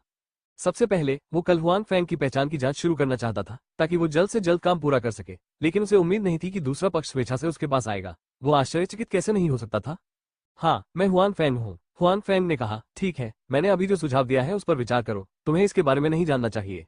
मैं पादना नहीं जानता, फेंग ने कहा। मैं आपकी पहचान की जांच करने जा रहा था ताकि मैं आपको ढूंढ सकूं। मुझे उम्मीद नहीं थी कि आपका बेटा अपनी मौत का पता लगाएगा और उसे दरवाजे पर भेज देगा, फिर मुझे असभ्य होने के लिए दोष न दें। तो क्या तुम मुझे सबक सिखाने जा रहे हो? हुआन फेंग ने पूछा। तो क्या हुआ? फेंग ने कहा और फिर अपने चेहरे पर मुस्कान के साथ कहा, मैंने सोचा था कि इसमें कुछ समय और ऊर्जा लगेगी, लेकिन अब ऐसा लगता है कि मैं एक मूर्ख से मिला। अपना दाहिना हाथ हिलाते हुए उसने कहा, इसे मुझे दे दो, इसकी टांगें तोड़ दो, और याद रखो कि एक आदमी को मारा नहीं जा सकता, लेकिन एक मालिक जीना चाहता है। फेंग दादो ने बोलना समाप्त करने के बाद वो एक तरफ पीछे हट गए और उनके छोटे भाई आगे बढ़ गए। इस बार फेंग दादो ने कई लोगों को बुलाया। हुआन फेंग के निजी कमरे का स्थान स्पष्ट रूप से पर्याप्त बड़ा नहीं था, इसलिए कई लोग अभी भी प्रवेश करने में असमर्थ थे। वे बाहर गलियारे में एक एक करके चिल्ला रहे थे। इस बार ये लोग पूरी तरह तैयार हैं। वे यहाँ पहले की तरह नंगे हाथ नहीं, बल्कि हाथों में लड़के लेकर आ रहे हैं। उनके पास बेसबॉल के बल्ले, खंजर, नंचाकू आदि है। उनके पास हर तरह की चीजें हैं। वे शपथ लेते हुए हुआन फेंग की ओर आते हैं। फेंग दातो हुआन फेंग के चेहरे पर डर दिखाने का इंतजार कर रहा है, हालांकि वो स्पष्ट रूप से निराश है। हुआंग फेंग अभी भी सीधे खड़े हैं और उनके चेहरे पर भाव बिल्कुल नहीं बदलते हैं, जैसे कि उनके सामने ये लोग नहीं बल्कि कठपुतलियां हों। मुझे आपके निर्णय पर खेद है, हुआंग फेंग ने फेंग दाहू की ओर देखा और कहा। फेंग दादो और क्या कहना चाहते थे? अचानक उसे अपनी आंखों के सामने एक फूल का एहसास हुआ। तब कोई आंकड़ा नहीं था कि हुआंग फेंग कहाँ खड़ा था। उसने उसके उत्तर की प्रतीक्षा नहीं की थी। इस निजी कमरे में मुक्के मारने की आवाज आ रही थी, तारांकन, और फिर दर्द की कराह थी, जिसे फेंग दादाओ बहुत अच्छी तरह से जानता था। ये सब उसके छोटे भाई की आवाज है। फिर बड़े सिर वाले फेंग ने एक दृश्य देखा जिसने उसे चौंका दिया। एक आकृति अपने कई छोटे भाइयों के बीच आगे पीछे घूमती रहती थी। वो आकृति जहां गई, उसका छोटा भाई गेहूं काटने की तरह एक के बाद एक जमीन पर गिरता गया। कोई भी अपवाद नहीं कर सकता। फंगा के माथे पर पसीना आ गया है। वो भयभीत होकर इस दृश्य को देखता है। वो कई सालों से बाहर है। उसने पहले कभी किसी गुरु को नहीं देखा था, यहाँ तक कि उसकी नजर में एक मालिक भी है। हालांकि अब उन्हें लगता है कि मास्टर की उनकी परिभाषा गलत हो सकती है। वो सोचता है कि वे मास्टर्स और उसके सामने का शरीर गलत हो सकता है। ये लगभग कुछ भी नहीं है। वो एक व्यक्ति नहीं है, वो एक व्यक्ति नहीं है। फेंग दादो ने बड़बड़ाते हुए कहा कि वो समझ गया था कि हुआंग फेंग, जो अपने छोटे भाई की सफाई कर रही थी, वही थी जिसे वो सिखाना चाहता था। मौजूदा स्थिति को बदलने के लिए फेंग क्या करना चाहता है? हालांकि उसे पता चलता है कि वो कुछ नहीं कर सकता। वो जो कहना चाहता है वो अपने मुंह से बोलना चाहता है, और वो नहीं जानता कि कैसे बोलना है। बाहरी लोग हमेशा सोचते हैं कि फेंग दादो एक उग्र व्यक्ति है। दरअसल वही जानता है कि जब से वो इतना बड़ा भाई बना है, उसकी हिम्मत छोटी हो गई है। वो मौत से पहले से भी ज्यादा डरने लगा है। वो अब अपनी जान नहीं खोना चाहता, इसलिए वो उन लोगों के प्रति क्रूर होगा जो उसके खिलाफ है। कहने का तात्पर्य यह है कि वो दूसरे पक्ष को दबाना चाहता है और दूसरे पक्ष को खुद से डराना चाहता है। केवल इस तरह से वो सुरक्षित महसूस कर सकता है। लेकिन आज हुआंग फेंग की उपस्थिति ने उसे दिल की गहराइयों से डरा दिया। उन्हें कार्य स्वीकार करने का पछतावा हुआ। हालांकि वो दूसरे पक्ष द्वारा बताए गए कार्य को पूरा करने के बाद एक दूसरे की जान पकड़ सकता था। यह इस आधार पर था कि वो दूसरे पक्ष द्वारा बताए गए कार्य को पूरा कर सकता था। अब तो ऐसा लगता है कि ये काम पहले से ही बहुत मुश्किल है। ऐसा लगता है कि उसे कोई समस्या ही नहीं है। ऐसा हो ही नहीं सकता। जब फेंग दाहो भ्रमित हो गया तो उसके सभी छोटे भाई जो निजी कमरे में प्रवेश कर गए थे, उन्हें हुआंग फेंग ने नीचे गिरा दिया था और मैदान उसके लोगों से भरा हुआ था। कुछ लोगों को, यहाँ तक कि जब तक उन्हें गिरा नहीं दिया गया, पता ही नहीं चला कि क्या हुआ। लेकिन जब उसने दोबारा उठना चाहा तो पाया कि उसके शरीर में बहुत दर्द हो रहा है। कुछ ही देर में अब दोबारा उठने का कोई रास्ता नहीं बचा। फेंग दातो की भयभीत आंखों में हुआंग फेंग नहीं रुके, बल्कि सीधे कमरे से बाहर निकल गए। बेशक हुआंग फेंग बचना नहीं चाहता था, आखिरकार उसे ऐसा नहीं करना पड़ा। वो बाहर गलियारे में उन लोगों की परेशानी जानने निकल पड़ा। इस समय क्योंकि यहाँ बहुत अधिक हलचल थी, अन्य डिब्बों में से कुछ लोग देखने के लिए बाहर आ गए। हालांकि वे आगे की ओर झुकने की हिम्मत नहीं करते, बल्कि वे इसे केवल दूर से ही देख सकते हैं। हुआंग फेंग ने उन सभी लोगों की नजर में, जो आश्चर्यचकित थे, गलियारे में उस व्यक्ति को पकड़े हुए सभी लोगों को नीचे गिरा दिया। वो आदमी नहीं है, वो आदमी नहीं है। इस समय न केवल फेंग दादो बड़बड़ाए, बल्कि वे लोग भी जो ये सब देख रहे थे। इस तरह से सोचा, क्योंकि गलियारे में 50 या 60 लोग थे। 3 मिनट से भी कम समय में उन सभी को हुआंग फेंग ने नीचे गिरा दिया। लेकिन हुआंग फेंग स्वयं क्षतिग्रस्त नहीं हुए। बेहतर नॉवल पढ़ने के लिए आप हमारे YouTube चैनल और ऑडियो एक्सप्लेन टेलीग्राम चैनल से जुड़ सकते हैं। 595 साइट का समर्पण। ये कैसा है? अब हम बात कर सकते हैं। क्या हम कर सकते हैं? फेंग की नजर में हुआंग फेंग कोई इंसान नहीं है, बल्कि उसके सामने शांत भाव से खड़ा है और चुपचाप उसकी ओर देखता है। यहाँ तक कि उनके चेहरे पर मुस्कान भी है। आखिरी लड़ाई में हुआंग फेंग को जरा भी पसीना नहीं आया। हालांकि हुआंग फेंग ने सोचा कि वो एक सौम्य मुस्कान वाला व्यक्ति था। फेंग दाहो की नजर में ये शैतान की मुस्कान से अलग नहीं था। उसका शरीर थोड़ा कांप रहा था, यहाँ तक कि उसने हुआंग फेंग की आंखों में देखने की हिम्मत भी नहीं की। आप किस बारे में बात करना चाहते हैं? फेंग बिग हेड बेहतर प्रदर्शन करना चाहते हैं। हालांकि उसका कांपता हुआ शरीर और होंठ पूरी तरह से उजागर है। वो अब कितना घबराया हुआ और डरा हुआ है। घटनास्थल पर मौजूद सभी लोगों की आंखों में फेंग का प्रदर्शन झलक रहा था। हुआंग फेंग और तियान जून तिरस्कारपूर्ण लग रहे थे, यानी अंडरकवर एजेंट तियान जून को फेंग की जगह पर रखा गया था। उन्होंने भी अपने दिलों में फेंग के प्रदर्शन को तुच्छ समझा। जब फेंग दादो के छोटे भाइयों ने अपने सबसे बड़े भाई के अपमानजनक प्रदर्शन को देखा तो उनमें से कई क्रोधित हुए, लेकिन उनमें से कुछ ने अवमानना की। उनके लिए मारपीट और घायल होना सामान्य बात थी। हालांकि इस समय फेंग की उपस्थिति भी अपमानजनक थी। बस इस बारे में बात करो कि कौन चाहता है कि तुम मुझे सबक सिखाओ। हुआंग फेंग सोफे पर बैठे और कहा। वो बड़ा सिर इस समय घूमकर भाग जाना चाहता है। हालांकि वो जानता है कि वो हुआंग फेंग के नियंत्रण से बिल्कुल भी बच नहीं सकता है, इसलिए उसका शरीर उसकी बिल्कुल भी नहीं सुनता है। मैं यह नहीं कह सकता, फेंग ने अपने दांत चबाते हुए झिझकते हुए कहा। नहीं कह सकते? हुआंग फेंग एक दूसरे को देखते हैं और धीरे से एक वाक्य दोहराते हैं। फिर वो फल चाकू उठाता है। यह नहीं पता कि यह कौन है, और उसका शरीर फेंग के बगल में तैरता है। फेंग के सिर की चीख गूंज उठी। आह, मेरा हाथ, मेरा हाथ। फेंग दाहू ने अपनी खून बहने वाली उंगलियों को ढक लिया और जोर से रोया। इस बार हुआंग फेंग के आने का अर्थ प्रतिष्ठा स्थापित करना है। इसके अलावा उन्होंने बस दूसरे पक्ष को एक मौका दिया है, लेकिन दूसरा पक्ष स्पष्ट रूप से निश्चित नहीं है। हुआंग फेंग अब उसके प्रति विनम्र नहीं रहेंगे। यदि आप इसे दोबारा नहीं कहते हैं तो मैं गारंटी नहीं दे सकता कि आपकी शेष उंगलियां बरकरार रहेंगी। खंजर से खेलते हुए हुआंग फेंग ने फेंग दातू की ओर देखा और सहजता से कहा कि देखो, लेकिन कोई चिंता और चिंता नहीं थी, जैसे उसने अभी अभी फेंग दातू की एक उंगली काट दी हो। उसकी नहीं बल्कि दूसरों की। मैं कहता हूँ, मैं सब कुछ कहता हूँ। फेंग के बड़े सिर ने हुआंग फेंग की ओर देखा और फिर से उसकी उंगली की ओर देखा। उसने जल्दी से कांपते हुए कहा। इस समय उसका इरादा कैटियन को गुप्त रखने का नहीं था। उसके दिल में वो हमेशा सबसे महत्वपूर्ण है। अब उनकी जान को खतरा है, वो दूसरे लोगों के बारे में कैसे सोच सकता है? ये कहना, ये कैतियान है जिसने मुझसे तुम्हें सबक सिखाने और तुम्हारी टांग तोड़ने के लिए कहा था, फैंग ने जल्दी में कहा। कैतियान, वो कौन है? हुआन फैंग ने कुछ संदेह में कहा कि उसने ऐसे व्यक्ति को नाराज किया है। क्या इसका निर्देशन पेंग चेंगफू द्वारा नहीं किया जाना चाहिए? हुआन फैंग ने पहले ही अनुमान लगा लिया था। जब उसने बड़े मुखिया से पूछा तो वो सिर्फ पुष्टि करना चाहता था। अप्रत्याशित रूप से उसे जितना सोचा था उससे भिन्न उत्तर मिला। ये देखकर कि हुआन फैंग में कुछ अविश्वास है, बड़े सिर वाले फैंग ने जल्दी से कहा, कैतियान कई युडे का इकलौता बेटा है, जो हमारे प्रांत का एक प्रसिद्ध युवक है। जहां तक इस बात का सवाल है कि उसने मुझसे तुम्हें सबक सिखाने के लिए क्यों कहा, तो मुझे नहीं पता जानना। यह वो है, हुआन फैंग ने अचानक कहा। दरअसल वो कैतियान से पहले मिले थे। यहाँ तक कि जब क्यू निंगशुंग ने उसे ढाल बनने के लिए खींचा, तब भी उनके बीच एक निश्चित अंतर था। हालांकि थोड़ी देर के बाद हुआन फैंग दूसरे पक्ष को लगभग भूल गया था, इसलिए उसे पहली बार में ये याद नहीं आया। क्यू निंगशुंग के कारण दोनों के बीच कुछ त्योहार होते हैं। क्या ये वास्तव में उसका अपना विचार है कि दूसरा पक्ष इस बार खुद को सबक सिखाएगा और पेन चेंगफू का इससे कोई लेना देना नहीं है? ऐसा लगता है कि हुआन फैंग का इसके बारे में सोचना गलत है। यदि दूसरा पक्ष स्वयं बदला लेना चाहता है तो वो इतनी देर प्रतीक्षा नहीं करेगा। उसे लंबे समय तक ऐसा करना चाहिए था। हालांकि दूसरे पक्ष और पेन चेंगफू के बीच संबंध बहुत अलग है। शुरुआत में जब पेन चेंगफू किंगडाओ प्रांत आए तो उन्होंने उनके स्वागत के लिए विशेष रूप से एक पार्टी का आयोजन किया। वास्तव में हुआन फैंग सही है, कैतियान इस बार अपनी वजह से उससे निपटने नहीं आया। हालांकि क्यू निंगशुंग के कारण कैतियान और हुआन फैंग के बीच बुरा समय था। कैतियान को बाद में पता चला कि हुआन फैंग सिर्फ क्यू निंगशुंग द्वारा खींची गई एक ढाल थी। जब हुआन फैंग आना चाहता था तो उसने इसकी बिल्कुल भी परवाह नहीं की। उसके बाद भी उन्होंने हुआन फैंग को उस स्थान पर रखा जहां मैं शिखर भूल गया था। जब उसने सुना कि पेन चेंगफू हुआन फैंग को सबक सिखाने जा रहा है तो कैतियान ने पेन चेंगफू के मुंह में हुआन फैंग को हुआन फैंग से नहीं जोड़ा, जिसने उसके साथ एक उत्सव मनाया था। वो अब तक नहीं जानता था कि दोनों हुआन फैंग एक ही व्यक्ति थे। हालांकि हुआन फैंग को नहीं पता कि इस मामले का पेन चेंगफू से कोई लेना देना है या नहीं। कैतियान को जानने के बाद उनका एक लक्ष्य है। जहां तक ये सवाल है कि क्या इसका पेन चेंगफू से कोई लेना देना है, तो अनुमान है कि कैतियान से पूछा जाएगा। ठीक है, आपका रवैया अच्छा है। चलिए आज के कारोबार के बारे में भूल जाते हैं। हुआन फैंग ने एक दूसरे की ओर देखा और कहा। फैंग दाहू के चेहरे पर खुशी की झलक देखकर हुआन फैंग ने फिर कहा, हालांकि आपको मैदानी सेना को मैदान का आधा हिस्सा अपने हाथ में देना चाहिए। क्या उसे आधा मैदान दे दो? बिल्कुल नहीं। फैंग दातो ने हुआन फैंग के शब्दों को सुना और बिना सोचे समझे कहा। ब्रश। जैसे ही फैंग दादो की आवाज गिरी, हुआन फैंग का खंजर एक बार फिर फैंग दादो के हाथ के चारों ओर घूम गया, जिससे उसकी दाहिनी उंगली कट गई। यह मुझे मार रहा है, फैंग दादो फिर से चिल्लाया। मैं आपको आदेश दे रहा हूँ, आपसे परामर्श नहीं कर रहा हूँ। हुआन फैंग ने एक दूसरे की ओर देखा और कहा, हाँ, मुझे पता है, मैं मैदान का आधा हिस्सा उसे दे दूंगा।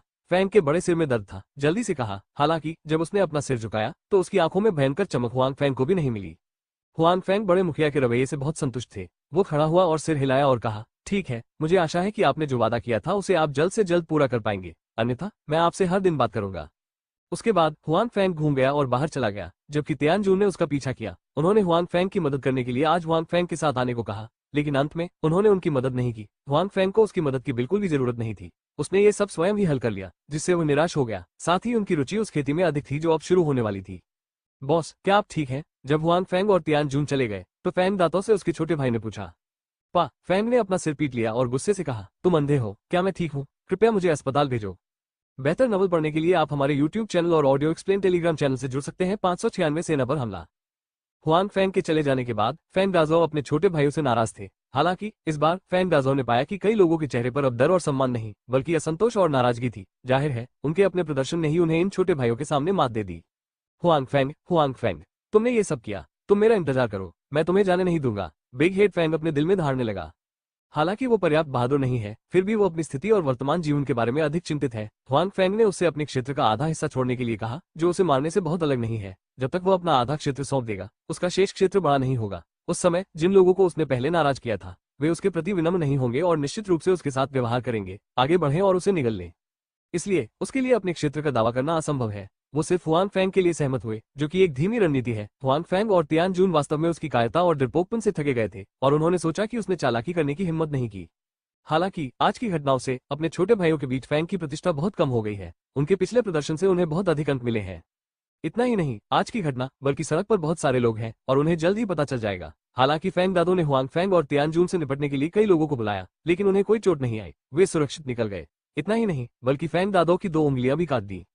परिणाम स्वरूप जो लोग इस मामले को लेकर चिंतित हैं, उनके चश्मे में भारी गिरावट देखी गई है। हालांकि वे ये भी समझते हैं कि हुआन फैंग और तियानजून बहुत मजबूत हैं। इसके अलावा उनके बीच मामला खत्म नहीं होना चाहिए। चूंकि फैंग दातो अपने क्षेत्र का आधा हिस्सा तियानजून को देने के लिए सहमत हो गया है, इसलिए अन्य लोग मौके के आने का इंतजार करेंगे। यदि फैंग दातो इसे तियानजून को दे देता है तो उसकी ताकत को बहुत नुकसान होगा। उस समय उसे अपने साथ जोड़ने का यह अच्छा समय है। यदि फैंग दाताओ इसे तियानजून को नहीं देता है तो उसके और तियानजून के बीच और अधिक भयंकर टकराव होगा। जब संघर्ष की बात आती है तो उनके दर्शक होंगे जिनके पास उन पर कब्जा करने का अवसर होगा। इसलिए लोग इस मामले के अनुवर्ती विकास की प्रतीक्षा कर रहे हैं। आप सीआई तियान की खबर के बारे में पूछताछ करने में मेरी मदद कर सकते हैं। ये जितना अधिक विस्तृत होगा उतना बेहतर होगा। नाइट क्लब छोड़ने के बाद हुआंग फैंग ने तियानजून से कहा कि चाहे कै तियान इसे करना चाहता हो या पेंग चेनफू के लिए हुआंग फैंग को इसे पूरी तरह से हल करना होगा। ठीक है, मैं इसका ध्यान रखूंगा। तियानजून ने कहा कि उनके अधीनस्थों के अब कई छोटे भाई भी हैं। उनके साथ लड़ने से हुआंग फैंग को मदद नहीं मिल सकती है। हालांकि यदि आप जानकारी प्राप्त करना चाहते हैं तो कोई समस्या नहीं है। हुआंग फैंग ने सिर हिलाया। छोटा भाई होने का यही फायदा है। इस तरह की चीजें खुद से करने की जरूरत नहीं है। वे पहले से कहीं अधिक सुविधाजनक है। उसके बाद हुआंग फैंग और तियानजून अलग हो गए। तियानजून अपनी बहन के साथ वापस चला गया और हुआंग फैंग को उस आदमी और भेड़िए की देखभाल के लिए घर जाना पड़ा। किसी अन्य समय और स्थान में ये दोपहर है। क्यू टुलिंग और उनके एक नेता एक विशाल बैठक कक्ष में है। रिपोर्ट करें नेता, दुश्मन यहाँ से 10 मील से भी कम दूरी पर है और अब शिविर लगा रहा है। तभी एक स्काउट अंदर आया और रिपोर्ट करने के लिए घुटनों के बल बैठ गया। ये बहुत तेज है, किसी ने कहा। तुम किस बात से डरते हो? ये सिर्फ पराजित लोगों का एक समूह है। इसका मतलब है कि डरने की क्या बात है? ये लोग पिछली बार पर्याप्त नहीं मिले थे, लेकिन इस बार वे फिर आ गए। कई नेताओं के चेहरे पर ज्यादा घबराहट और डर नहीं है। इस अवधि में उन्होंने बहुत सी लड़ाइयों का अनुभव किया है। वे पहले से तलवारें थामने वाले मिट्टी के पैर नहीं है। यदि शुरुआत में उनके पास कोई अनुभव नहीं था तो वे पश्चिमी सेना को हरा सकते हैं, और तो और वे अब अधिक अनुभवी हैं, इसलिए अब वे डरते नहीं हैं। उनमें से कितने इस समय? क्यू टुलिंग ने पूछा। लगभग 50,000। जब उन्होंने स्काउट से वापस सुना तो वे और भी अधिक निश्चिंत हो गए। दूसरा पक्ष न केवल उनका पराजित सेनापति था बल्कि उनकी संख्या भी कम थी। डरने की क्या बात है? क्यू टुलिंग को भी राहत मिली कि दूसरी तरफ केवल 50,000 युआन थे, लेकिन उनकी तरफ 3 लाख युआन थे। इसके अलावा वे शहर की रक्षा करने में अधिक लाभप्रद थे, इसलिए उनकी राय में उन्होंने सभी लड़ाइयां जीती।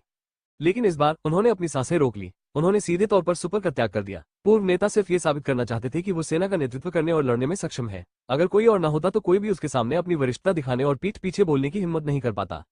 नीचे जाने का आदेश दें, सतर्कता बढ़ाएं और हर समय दूसरे पक्ष की प्रवृत्ति पर ध्यान दें, क्यू टुलिंग ने कहा। हाँ, आदमी ने नेतृत्व किया। वहीं सुपे का निवास यहाँ बहुत ठंडा है। जब वह सत्ता में थे तो जो लोग यहाँ मिलने आते थे और उनसे संपर्क करना चाहते थे वे दहलीज तोड़ सकते थे। हालांकि चूंकि सुपेई पर अब क्यूतो का भरोसा नहीं रहा, वे लोग जो अतीत में उसके लिए बहुत उत्साह रखते थे लगभग खत्म हो गए हैं। इसका कारण यह है कि अभी भी एक और व्यक्ति है। भले ही सुपेई को पूरी तरह से नजरअंदाज कर दिया गया हो और सुपेई के प्रति दूसरे व्यक्ति का रवैया बिल्कुल भी नहीं बदला है। वो अक्सर सुपेई से मिलने जाते हैं। इसके अलावा शब्दों में कहें तो सुपर के प्रति मेरे मन में बहुत सम्मान है। ये शख्स है डैनियल वांग। वो जमींदार परिवार के लिए मवेशी चराते थे। उसका मस्तिष्क बहुत लचीला नहीं है, लेकिन उसका पूरा शरीर ताकतवर है। वो निश्चित रूप से युद्ध के मैदान में एक मजबूत सेनापति है। वांग दानियो ने सुपेई की बहुत प्रशंसा की। उसने सोचा कि सुपेई एक दिमाग वाला व्यक्ति था। भले ही अब नेता क्यू को सुपेई पसंद नहीं थी, लेकिन सुपेई के बारे में वांग दानियो का नजरिया नहीं बदला है। दुर्भाग्य से नेता क्यू के नेतृत्व में वांग दानियो मध्य और निचले स्तर पर केवल एक छोटा नेता है। भले ही वो सुपेई के लिए बोले, कोई नहीं सुनेगा। जनरल सू, क्या आप शहर के बाहर की सेना के बारे में कुछ जानते हैं? वांग दानियो ने सुपे से कहा। भाई वांग को मुझे मेरे नाम से बुलाना चाहिए। अब मुझे जनरल मत कहो। जहां तक शहर के बाहर की चीजों की बात है, मुझे लगता है कि मिक्सियन के सभी लोगों को पता होना चाहिए, लेकिन मैं एक दूसरे के पैमाने को नहीं जानता और नेताओं ने मुझे अब शहर में जाने से रोक दिया है, सुपे ने कहा। नेता बहुत बड़ा है, वो आपके साथ ऐसा कैसे कर सकता है? वांग दानियो असंतुष्ट थे और उन्होंने कहा कि उन्हें महान सिद्धांतों या उतार चढ़ाव की समझ नहीं है। वो केवल इतना जानता था कि जनरल सू में क्षमता थी और वो नेता के प्रति वफादार था, लेकिन अब वो इस मुकाम पर आ गए हैं। नेता बहुत है। ठीक है, ये शब्द मत बोलो, ये सुनना अच्छा नहीं है। इसके अलावा भविष्य में मेरे पास मत भागो, तुम्हें फंसाया जाएगा, सुपर कहा। बेहतर नवल पढ़ने के लिए आप हमारे YouTube चैनल और ऑडियो एक्सप्लेन टेलीग्राम चैनल से जुड़ सकते हैं। 597 शास्त्री। आप किस बात से डरते हैं? वांग दानियो का विवेक हमेशा साफ रहता है। इसके अलावा मैं दम्भी भी नहीं हूँ। जनरल सू ही वो व्यक्ति है जिनकी मैं प्रशंसा करता हूँ। भले ही अब आप कुछ भी नहीं है, मैं आपका उसी तरह सम्मान करता हूँ, वांग दानियो ने कहा। सुपे दूसरी तरफ देखता है और असहायता से अपना सिर हिलाता है। वो वास्तव में जानता है कि दूसरा पक्ष किस प्रकार का व्यक्ति है। ये बहुत ही सरल व्यक्ति है। वो जो सोचता है उसे बदलना कठिन है। ऐसे व्यक्ति की आमतौर पर आपस में अच्छी बनती है। जब तक वो दूसरे पक्ष से नाराज है तब तक दूसरा पक्ष आपकी पहचान में भी नहीं आएगा। जनरल सू, क्या आपको लगता है कि हम इस बार शाही सेना को बाहर हरा सकते हैं? वांग डैनियल ने अचानक पूछा। दरअसल आज उनके यहाँ आने का मकसद भी यही है। हालांकि उसका दिमाग सरल है। वो एक प्राकृतिक युद्ध क्षेत्र का दुष्ट सितारा है और उसमें युद्ध की सहज भावना है।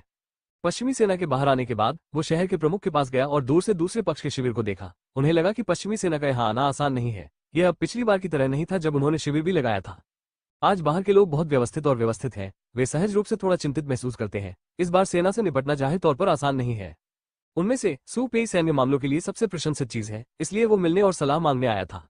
मैं भी नहीं जानता, सू पेई ने अपना सिर हिलाया और कहा। ऐसा कहा जाता है कि हमने विस्तार करने से पहले एक बार पश्चिमी सेना को हराया था। इस बार हमें कोई समस्या नहीं होनी चाहिए। हालांकि मुझे लगता है कि ऐसा लगता है कि पश्चिमी सेना यहाँ आने में अच्छी नहीं है। हालांकि मेरे पास निर्णय करने के लिए कोई विस्तृत जानकारी नहीं है, इसलिए ये सिर्फ मेरी भावना और अटकलें हैं। जनरल सू, मुझे भी ऐसा लग रहा है। आज मैं दूसरे पक्ष के शिविर को देखने गया और पाया कि जब वे उस पर थे तब की तुलना में वे कहीं अधिक शक्तिशाली हैं। जहां तक वे कहाँ हैं मैं उन्हें नहीं बता सकता, वांग डैन्यू ने कुछ शर्मिंदगी के साथ कहा। तो आपने अपने निष्कर्षों की रिपोर्ट नहीं दी? सुपे से पूछा। अगर मैंने ये कहा तो अगर मैंने यह नहीं कहा तो मुझे गुस्सा आएगा, वांग दानियू ने गुस्से में कहा। वे सभी सोचते हैं कि मुझे लगता है कि मैं अधिक सोच रहा हूँ। वे डरते हैं, उन्हें लगता है कि मैं अधिक कर रहा हूँ। उन्होंने मुझे बाहर निकाल दिया है। हालांकि सुपेई बैठक में शामिल नहीं हुए, लेकिन उन्हें यह भी पता था कि विद्रोही सेना के नेतृत्व में इस घटना के प्रति आमतौर पर आशावादी रवैया था। आखिरकार वे पहले भी एक बार एक दूसरे से लड़ चुके थे। इस बार वे अधिक अनुभवी और मजबूत थे। उनके असफल होने का कोई कारण नहीं था। पूरी विद्रोही सेना ऊपर से नीचे तक निश्चिंत मानसिकता से भरी हुई है। हालांकि यह मानसिकता उन्हें लड़ते समय बेहतर खेलने में मदद कर सकती है, लेकिन यह उनके निर्णय लेने को भी प्रभावित करेगी, जो बहुत खतरनाक है। दुर्भाग्य से सुपेई के पास फिलहाल कोई नौकरी नहीं है। अगर वो सलाह देना भी चाहे तो कोई उसकी बात नहीं सुनता, इसलिए वो सिर्फ जल्दबाजी से काम ले सकता है। हमें जल्दी तैयारी करनी होगी, सुपर कहा। जनरल सू, आप जो भी मुझसे करवाना चाहेंगे मैं वो करूंगा, वांग डैन्यू ने कहा। ठीक है। हालांकि वांग डैन्यू के बहुत से आदमी नहीं है, लेकिन कुछ किसी से भी बेहतर नहीं है। उनके द्वारा लाए गए 1000 से अधिक लोगों के अलावा शायद वे भी उस समय भूमिका निभा सकते हैं। विद्रोही सेना की आत्मा शिथिल हो गई है। बाहर पश्चिमी सेना भी बहुत घबराई हुई नहीं है। उनमें से कई पहले भी एक बार आ चुके हैं। हालांकि वो समय उनके लिए अच्छी यादें लेकर नहीं आया। वे उस समय भ्रमित और पराजित हो गए। यहाँ तक कि कई लोगों को तो पता ही नहीं चला कि क्या हुआ। उनके नेता जनरल की मृत्यु हो गई और उन्होंने अपनी कमान खो दी। सेना अचानक दूसरी ओर से तितर बितर हो गई। बहुत से लोगों को पता नहीं था कि क्या हो रहा है, इसलिए वे भाग गए। और इस बार उनमें से कई लोगों के दिल में बदला लेने का विचार है। विद्रोही अपने पराजित जनरलों को हेय दृष्टि से देखते हैं। ये पश्चिमी सैनिक उन दुष्टों की ओर कैसे देख सकते हैं? उनके विचार में पिछली हार का उनसे कोई लेना देना नहीं था। यह उनका कारण नहीं था, लेकिन फिर भी इससे उन्हें अपमानित महसूस हुआ। इस बार शहर के लोगों को यह बताना था कि उनकी पश्चिमी सेना वैसी नहीं थी जैसी उन्होंने पहले देखी थी। जू काई तुरंत आराम करने नहीं गए। एक जनरल के रूप में जो सेना के निचले भाग से ऊपर उठा था, वो जानता था कि यह कैसे करना है ताकि उसके अधीन सैनिक उसके लिए इसका उपयोग कर सके, और उसने कड़ी मेहनत की। इसलिए शिविर स्थापित करते समय उनकी आकृति अक्सर कई सैनिकों में दिखाई देती है, यहाँ तक कि जब वे भोजन कर रहे होते हैं और बातचीत कर रहे होते हैं, जिससे उन सैनिकों को बहुत दयालु महसूस होता है। इसके अलावा जू काई अक्सर लड़ाई के दौरान रास्ते में दिखाई देते हैं और उनका मनोबल और भी ऊंचा होता है। सामान्य तौर पर नीचे दिए गए भाइयों का मनोबल अच्छा है और वे सभी कल के लिए तैयार हैं। एक स्कूल अधिकारी जू काई के पास आया और कहा। जू काई ने संतुष्टि के साथ सिर हिलाया, जो बिल्कुल वही है जो वो देखना चाहता था। एक सेना का मनोबल बहुत महत्वपूर्ण है। उच्च मनोबल वाली एक टुकड़ी अक्सर अपने से कहीं अधिक बड़ी भूमिका निभा सकती है। शिविर स्थापित करने के बाद गश्त कर रहे भाइयों और बाकी लोगों को अच्छे आराम की व्यवस्था करें। वे लंबे समय से अपने रास्ते पर हैं। सभी ने कड़ी मेहनत की है और पर्याप्त भावना विकसित की है। वे मुझे सीधे मैक्सियन में मार देंगे, काउंटिकल, जू काई ने कहा। चिंता मत करो, मैक्सियन की दीवार नीची है और नदी संकरी है। इसमें मिट्टी के पैरों का एक समूह बचाव कर रहा है। हम अपने हमले को रोक नहीं सकते, उनके माताहतों ने आत्मविश्वास से कहा। आत्मविश्वास रखना अच्छी बात है, लेकिन अगर आप कल अच्छा प्रदर्शन नहीं करते हैं तो मुझे दोष न दें, जू काई ने ठंडे स्वर में कहा। हाँ, लिंक सभी हाथों से भागा, कहना चाहिए। पहले से ही दिल में धीरे धीरे जानलेवा भावना इकट्ठा करना शुरू कर दिया। नगर के बाहर भी हत्यारी आत्मा है और नगर के भीतर भी हत्यारी आत्मा है। हालांकि इस जानलेवा भावना का उद्देश्य बाहरी पश्चिमी सेना नहीं, बल्कि शहर का एक बड़ा परिवार है। मेरे साथ अन्याय हुआ है, मैंने दुश्मन के साथ सहयोग नहीं किया। आप फंसा रहे हैं। मैं बदला लेने वाले नेता को देखना चाहता हूँ। मैंने उसे पहले बहुत सारे पैसे दिए थे। आप मेरे साथ ऐसा नहीं कर सकते। मैक्सियन काउंटी में एक बड़े घर के सामने यहाँ सैनिक खड़े हैं, हाथ में हथियार हैं और घर पर जानलेवा नजर रख रहे हैं। और इस समय घर में शांति नहीं है। वहाँ सैनिकों का एक समूह भी है। वे घर की सभी चीजों को केंद्रीय आंगन में ले गए और घर के सभी मालिक इस समय एक साथ दौड़ पड़े। अधेड़ उम्र का एक व्यक्ति सैनिकों पर गुस्से से चिल्ला रहा था। हालांकि रोके जाने के कारण वो केंद्र से बाहर नहीं जा सका। यह अधेड़ उम्र का आदमी इस घर का मालिक है। उसका नाम निंग जिहाओ है। उनका परिवार रेशम व्यवसाय से जुड़ा है। मैक्सियन काउंटी में उनका एक बड़ा परिवार है और उनका बहुत प्रभाव है। हालांकि इस समय निंगफू की स्थिति बहुत खराब है। उनकी नकल ये सैनिक कर रहे हैं। 598 मुझे दोष मत दो। निंग जिहाओ एक दिमाग वाला व्यक्ति है। जब क्यू टूली पहली बार मैक्सियन काउंटी में आए तो उन्होंने उसे वित्त पोषित किया ताकि इन विद्रोहियों द्वारा उन्हें परेशान न किया जा सके। भले ही उन्हें बाद में अदालत ने बरामद कर लिया हो, फिर भी वो कह सकता है कि उसे पैसे दान करने के लिए मजबूर किया गया था।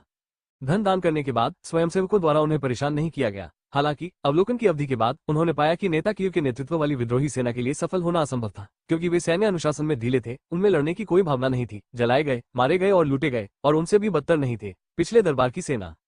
परिणामस्वरूप उसने जानबूझकर विद्रोही सेना के लिए अपना समर्थन कम करना शुरू कर दिया। हालांकि यदि कोई और समर्थन न भी हो तब भी वहां रहेगा। इसलिए उन्होंने यह नहीं सोचा था कि ये लोग उनके खिलाफ शुरू हो जाएंगे। बात सिर्फ इतनी है कि उसे उम्मीद नहीं थी कि इन विद्रोही सैनिकों ने आज सीधे उसके आवास को घेर लिया है और उसके घर की नकल करना चाहते हैं। कारण की बात करें तो ये कैसी मिलीभगत थी। यह अपमान है। हालांकि निंग जिहाओ अब नेता क्यू के बारे में आशावादी नहीं थे, लेकिन उन्हें शाही सेना में कोई दिलचस्पी नहीं थी। इससे पहले शाही सेना द्वारा उसका शोषण नहीं किया गया था। वो दुश्मन के साथ कैसे साठगांठ कर सकता है? इसके अलावा वो सिर्फ एक व्यवसाय है, इससे कोई फर्क नहीं पड़ता कि काउंटी का मालिक कौन है, वो केवल व्यापार करता है, उसके लिए शत्रु के साथ सहयोग करने का कोई कारण नहीं है। हालांकि इन विद्रोही सैनिकों ने उनके स्पष्टीकरण को बिल्कुल भी नहीं सुना। उन्होंने उसकी हवेली के सभी लोगों को एक साथ दौड़ा लिया। नौकरों में से एक थोड़ा धीरे चला और इन जानवरों ने उसे सीधे मार डाला। ये कानून विहीन था। निंग जिहाओ को लगा कि उसके दिल से खून टपक रहा है जब उसने देखा कि उसका कुछ खजाना बाहर निकल गया है। पिताजी, ऐसा कैसे हो सकता है? वे हमारे घर क्यों आते हैं? निंग जिहाओ की बेटी निंग वुशुंग ने अपने चारों ओर विद्रोही सैनिकों के अशिष्ट व्यवहार को देखकर भयभीत होकर अपने पिता से पूछा। अतुलनीय, चिंता मत करो, ये ठीक है। यह एक गलतफहमी हो सकती है। जब मैं क्यू को परेशान होते देखता हूँ और स्पष्ट रूप से समझाता हूँ तो ये ठीक है। हालांकि निंग जिहाओ का दिल चिंतित था, लेकिन जब उसने अपनी बेटी का डर देखा तो उसने उसे सांत्वना देने की पूरी कोशिश की। निंग वुशुंग को इस पर विश्वास नहीं है। हालांकि वो सरल है, फिर भी वो मूर्ख नहीं है। जब ये लोग यहाँ पहुंचते हैं तो सीधे शुरू हो जाते हैं। इससे कोई फर्क नहीं पड़ता कि वे इसे कैसे समझाते हैं, ये बेकार है। जाहिर तौर पर यह गलतफहमी नहीं बल्कि सोची समझी साजिश है। भले ही वे घर की नकल करने में व्यस्त हों, जब वे निंग वुशुंग को देखते हैं तो उनकी आंखें अनियंत्रित हो जाती हैं। यह एक खूबसूरत इंसान है। अब डर के कारण निंग वुशुंग दयनीय और भी अधिक रोमांचक लग रहा है। ये वास्तव में एक सुंदरता है जिसे मैं देख नहीं सकता। दुर्भाग्य से मैं इसे केवल देख सकता हूँ और छू नहीं सकता। इस समय श्री गौ आए और निंग वुशुंग को देखा। वो आहें भरने के अलावा कुछ नहीं कर सका। इस बार के बिजनेस पर उनका दबदबा है, इसलिए वो आए होंगे। दूसरे लोग आते हैं और उसे चैन नहीं पड़ता। ये देखकर मिस्टर गौ भी बहुत प्रभावित हुए। हालांकि वो जानता है कि यही वो महिला है जिसकी देखभाल नेता करता है। वो इसके बारे में सोच नहीं सकता, इसलिए वो केवल इसे देख सकता है। हालांकि वो निंगफू द्वारा कॉपी की गई चीजों के लिए कुछ साधनों का उपयोग कर सकता है। उन्होंने कुछ को निजी तौर पर छोड़ दिया। सच कहूं तो वो अभी भी निंगफू द्वारा कॉपी की गई चीजों से हैरान था। उनमें से कई उसकी अपेक्षा से परे थे। इस बार नेता क्यू को वो महिला मिल सकती थी जो वह चाहता था और वो भाग्य बना सकता था। मिस्टर गौ, क्या आप यहाँ हैं? ये बहुत अच्छा है। उन्हें जल्दी बताओ, ये सब गलतफहमी है। उन्हें जल्दी से रुकने दो। निंग जिहाओ ने मिस्टर गौ को आते देखा और उत्साह से कहा। मिस्टर गौ, वो भी उसे जानता है और वो पहले भी उससे निपट चुका है। पहले भी यहाँ परेशान होने से बचने के लिए निंग जिहाओ ने मिस्टर गौ को कम चीजें नहीं दी। दोनों के बीच रिश्ते खराब नहीं है। अब जब दूसरा पक्ष सामने आएगा तो उसे खुशी होगी। यदि वह आना चाहते हैं तो श्री गौ ने यहाँ समाचार अवश्य सुना होगा। आओ अपनी मदद करो। यह अफसोस की बात है कि निंग जिहाओ निराश होने के लिए अभिशप्त है। मिस्टर गौ ने भावहीन होकर उसकी ओर देखा और कहा, निंग जिहाओ को अदालत का दौड़ने वाला कुत्ता बनने की हिम्मत करो। हर किसी को उसे मारना होगा। सबूत ठोस है। क्या आप इसे नकारना चाहते हैं? जब उन्होंने मिस्टर गौ की बातें सुनी तो निंग जिहाओ दंग रह गए। उनकी मुस्कान उनके चेहरे पर टिकी हुई थी। उन्होंने एक दूसरे को अजीब नजरों से देखा। इस अजीब श्री गौ को देखकर उन्हें यह उम्मीद नहीं थी कि दूसरा पक्ष खुद को बचाने के लिए नहीं बल्कि खुद को दोषी ठहराने के लिए है। मैं सहमत नहीं हूँ। मेरे साथ अन्याय हुआ है। मेरा कोई साथी नहीं है। मैं ईमानदारी और कर्तव्यनिष्ठा से व्यवसाय कर रहा हूँ। सबूत झूठे हैं। निंग जिहाओ ने जवाब दिया और जोर से चिल्लाया। इसे स्वीकार मत करो। मुझे बुलाओ। श्री गौ ने बिना किसी अभिव्यक्ति के कहा। तुरंत दो विद्रोही सैनिकों ने निंग जिहाओ को भीड़ से बाहर निकाला, उसे जमीन पर दबाया, अपने हाथों में लंबी छड़ी का इस्तेमाल किया और एक के बाद एक उस पर वार किया। उन्हें बस श्री गौ का संकेत मिल गया है, इसलिए अब उनका दयालु होने का कोई इरादा नहीं है। उन्होंने कई बार उसे नहीं मारा। निंग जिहाओ की गांड खिल गई है और उसकी पैंट खून से लाल हो गई है। मुझे पता है, आपका मतलब ये है, आप मेरी संपत्ति लेना चाहते हैं। निंग जिहाओ ने मिस्टर गौ को चिल्लाकर कहा। हालांकि श्री गौ ने उस पर ध्यान नहीं दिया, बल्कि उन शास्त्रियों के खातों को देखने चले गए। निंग जिहाओ की दहाड़ती आवाज कमजोर होती जा रही थी और उसे देखना असंभव हो गया था। वो एक अमीर परिवार का मालिक था जिसने कोई अपराध नहीं झेला था। इन लोगों द्वारा उसे कैसे पीटा जा सकता है? निंग वुशुंग बहुत देर से रो रहा है। वो अपने पिता के पास जाने के लिए संघर्ष करती है। हालांकि उसके आसपास लोग हैं, उसके पास जल्दबाजी करने का कोई रास्ता नहीं है। वो केवल अपने पिता को उनके द्वारा जिंदा मारे जाते हुए देख सकती है। भले ही निंग वुशुंग ने कहा कि वे अपनी संपत्ति छोड़ने को तैयार हैं और श्री गौ से अपने परिवार को जाने देने के लिए कहते हैं, लेकिन उन पर इसका थोड़ा सा भी प्रभाव नहीं पड़ा। ये देखते हुए कि निंग जिहाओ मरने वाला है, मिस्टर गौ अंततः उसके पास आते हैं और उससे फुसफुसाते हुए कहते हैं, नेता आपकी बेटी को पसंद करते हैं, लेकिन आप इससे सहमत नहीं हैं, इसलिए आपको इस पद्धति का उपयोग करना होगा। जब आप भूमिगत हो जाएंगे, मुझे दोष मत दो, न समझने के लिए अपने आप को दोष दो, एक सुंदर लड़की होने के लिए तुम्हें दोष दो। श्री गौ के शब्दों को सुनकर निंग जिहाओ ने अचानक अपनी आंखें खोली और अविश्वसनीय चेहरे से एक दूसरे को देखा। उसे उम्मीद नहीं थी कि यह सब सिर्फ इसलिए था क्योंकि नेता को उसकी बेटी पसंद थी और वो सहमत नहीं था, इसलिए दूसरे पक्ष ने उसे खड़ा कर दिया। ये सोचकर वो चिंता से अपनी बेटी की ओर देखता है। वो मर चुका है और कौन उसकी रक्षा कर सकता है? वो कुछ कहना चाहता था पर उसने कहा ही नहीं। उसने अपनी बेटी को बहुत चिंता से देखा और आखिरी सांस गिन ली। 599 भ्रमित ये देखकर कि निंग जिहाओ ने अपनी आखिरी सांसें ले ली, श्री गौ संतुष्टि के साथ खड़े हुए और भीड़ से कहा, मुख्य अपराधी को मार दिया गया है, अन्य चिंतित हैं, आदि उन सभी को जेल ले जाया गया है। नेता के मुकदमे की प्रतीक्षा की जा रही है। निंग की सारी संपत्ति जब्त कर ली गई है। श्री गौ की बातें सुनकर निंग के परिवार के सभी परिवार के सदस्य और नौकर चिल्लाने लगे। हालांकि वे जानते थे कि एक बार जेल में फंसने के बाद उन्हें कभी भी अच्छा जीवन नहीं मिलेगा। यदि वे अमर भी होते तो भी उनकी खाल उतार दी जाती। निंग जिहाओ को इन अव्यवस्थित सैनिकों की स्थिति देखकर वे अपने भविष्य को लेकर बहुत चिंतित थे। जहां तक निंग जिहाओ की बेटी निंग वुशुंग की बात है, जब उसने देखा कि उसके पिता को उसके सामने जिंदा मार दिया गया है तो उसने मिस्टर गौ पर नाराजगी भरी नजर डाली और फिर वो सीधे बेहोश हो गई। हालांकि कोमा में भी निंग वुशुंग का चेहरा उदासी से भरा था।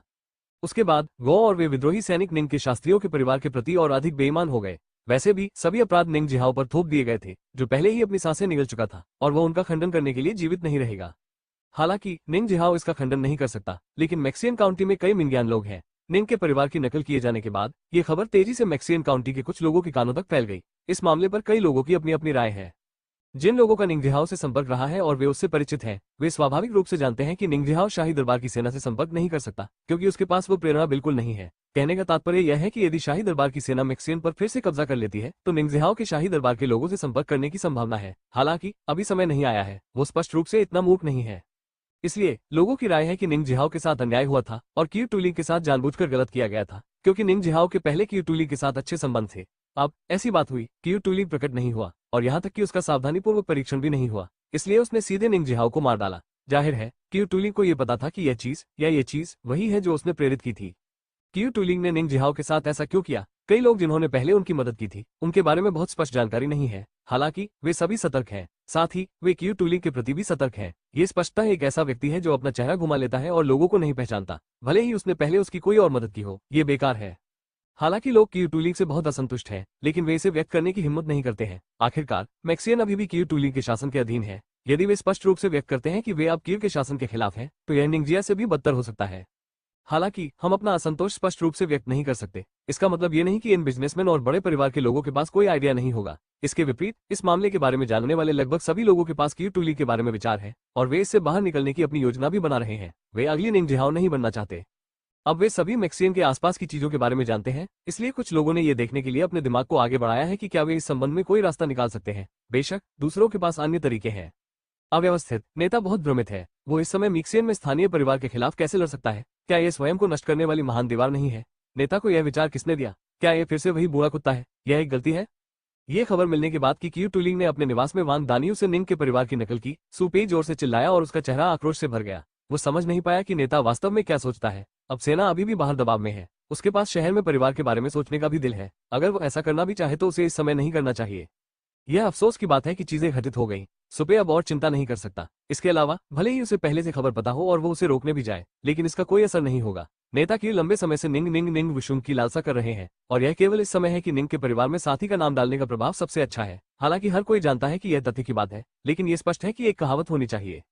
हालांकि सुपे ने इस बार श्री गौ के साथ अन्याय किया। यह विचार वास्तव में उसका विचार नहीं था, बल्कि क्यू का खुद को परेशान करने का विचार था। जनरल सू, क्या निंग के घर की नकल करने के मामले पर इसका बहुत बड़ा प्रभाव पड़ेगा? वान गैन्यू ने अपना सिर खुजलाया और कहा कि हालांकि उन्हें पता था कि इस समय ऐसा करने से नेता का बहुत प्रभाव होगा, लेकिन उन्हें नहीं पता था कि इसका क्या असर होगा।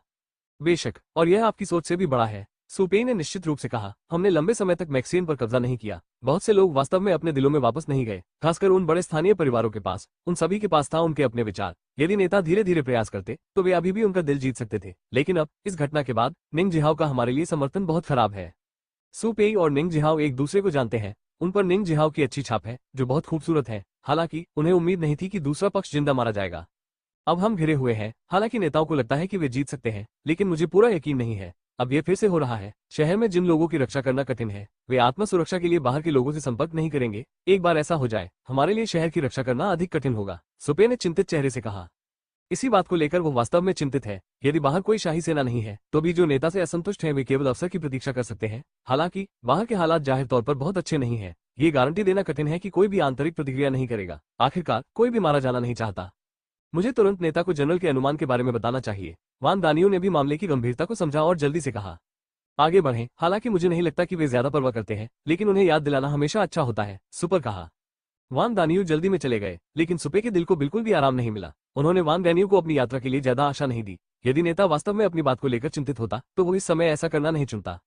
और तो और, भले ही हम अब इसे महत्व दें, लेकिन इसका कोई खास उपयोग नहीं है। क्या हम शहर के सभी बड़े घरानों के लोगों को पकड़ सकते हैं? ये स्पष्ट रूप से अवास्तविक है और इससे बड़ी प्रतिक्रिया होगी। बेहतर नॉवल पढ़ने के लिए आप हमारे YouTube चैनल और ऑडियो एक्सप्लेन टेलीग्राम चैनल से जुड़ सकते हैं। 600 चलो। सुपे इस धर्मी सेना के भविष्य को लेकर चिंतित है। हालांकि इस धर्मी सेना के सर्वोच्च नेता के रूप में नेता क्यू को इस समय ऐसी कोई चिंता नहीं है। इसके उलट इस वक्त उनका मूड काफी अच्छा कहा जा सकता है। हालांकि शहर शाही दरबार के 50,000 सैनिकों से घिरा हुआ है, ये सिर्फ उसके अधीनस्थों की हार है। ये चिंता की बात नहीं है। इसके अलावा उनमें से बहुत सारे नहीं है। इस अवसर का लाभ उठाकर वो पुनः अपनी प्रतिष्ठा स्थापित कर सकता है। भविष्य में कोई भी यह कहने की हिम्मत नहीं करेगा कि वो व्यक्तिगत रूप से या पीठ पीछे गलत है। निस्संदेह वो अच्छे मूड में है। सबसे महत्वपूर्ण बात यह है कि वो अंततः उस महिला को पा सकता है जिससे वो प्यार करता है। इस समय वो बहुत खुश है कि उसने एक नर्सिंग होम बनने के बजाय विद्रोह करना चुना जो केवल दूसरों का पालन कर सकता है। यह मूल निर्णय के कारण ही है कि उसे स्वयं को इतनी सहजता से देखने का अधिकार है कि मुझे स्त्री मिल गई। इस समय क्यू टूलिंग ने अपने सामने खड़े मिस्टर गौ को देखा और कहा, वो लड़की कैसी है? वापस नेतृत्व करने के लिए निंग वुशुंग जाग गया है, लेकिन उसका मूड थोड़ा अस्थिर है और वो सेल में बंद है। श्री गौ ने उत्तर दिया, निश्चित रूप से वो जानते थे कि इस बार उन्होंने निंग फू के घर की नकल पैसे के कारण नहीं की, कम से कम पैसे के कारण नहीं, बल्कि सबसे महत्वपूर्ण रूप से नेता निंग को अतुलनीय बनाने के लिए। जब निंग जिहाओ जीवित था तो यह स्पष्ट था कि क्यू टूलिंग वो नहीं कर सका जो वह चाहता था। केवल जब उसकी मृत्यु हो गई और उसके परिवार पर आरोप लगाया गया तभी वो लापरवाही से कार्य कर सका। वो कोठरी में कैसे रह सकती है? जाओ उसे मेरे पिछवाड़े में ले जाओ, उसकी सावधानीपूर्वक देखभाल करो और उसे 2 बार सोचने मत दो। क्यू टूलिंग स्पष्ट रूप से श्री गौ की व्यवस्था से असंतुष्ट है। जिस सौंदर्य को वो पसंद करता है वो कोठरी में कैसे रह सकता है? हाँ नेताजी, श्री गौ ने उत्तर दिया और फिर पूछा, अच्छा निंग के घर में परिवार के अन्य सदस्यों और नौकरों के बारे में क्या? जो भी हो आप इसे स्वयं कर सकते हैं। क्यू टूलिंग ने अधीरता से हाथ हिलाया और कहा कि वो केवल एक व्यक्ति को चाहता है, लेकिन उसे अन्य लोगों की बिल्कुल भी परवाह नहीं है। ठीक है बॉस, मुझे पता है क्या करना है। श्री गौ ने खुशी से कहा कि जब वो प्रतिलिपि बनाने गए तो उन्हें निंग की हवेली में कई सुंदर नौकरानियां मिली। वे बड़े परिवार होने के योग्य हैं। उस समय श्री गौ का इरादा उन्हें अपने पिछवाड़े में प्राप्त करने का था। हालांकि क्योंकि नेता क्यू ने अभी तक बात नहीं की, उन्होंने ऐसा करने की हिम्मत नहीं की। अब जब नेता ने उसे स्वयं निर्णय लेने दिया तो वो विनम्र नहीं रहेगा। वैसे क्या शहर के अन्य बड़े परिवारों की इस मामले पर कोई राय है? क्यू टूलिंग ने अचानक पूछा। वो जानता था कि शहर के लोगों के परिवारों से इसे छिपाना असंभव था। वो उनके विचारों के बारे में अधिक चिंतित थे। शहर के अन्य बड़े परिवारों के लिए क्यू टूलिंग की कोई अच्छी भावना नहीं है। पहले भी वे उन्हें कमोबेश फंडिंग कर चुके हैं। हालांकि उनके अस्तित्व के कारण क्यू टूलिंग कभी भी मैक्सियन काउंटी के वास्तविक शासन को पूरा करने में सक्षम नहीं हो सके। यदि वे परिवार एकजुट हैं तो वे एक ऐसी ताकत है जिसे कम करके नहीं आंका जा सकता। पीछे मुड़कर देखने पर लगता है कि उन लोगों को इसके बारे में कुछ शिकायतें हैं। नेता क्यू ने अपने विचारों पर विचार किया और कहा कि जब उन्होंने देखा कि उनके चेहरे पर असंतोष की झलक दिख रही है तो उन्होंने तुरंत कहा, हालांकि वे लोग अभी भी वर्तमान मामलों से अवगत हैं और उन्होंने कुछ भी अति नहीं की है। मैंने किया है, उन पर निगरानी रखने के लिए कुछ लोगों की व्यवस्था की। जब तक वे कोई बदलाव करने की हिम्मत करेंगे हमें पहली बार में ही पता चल जाएगा।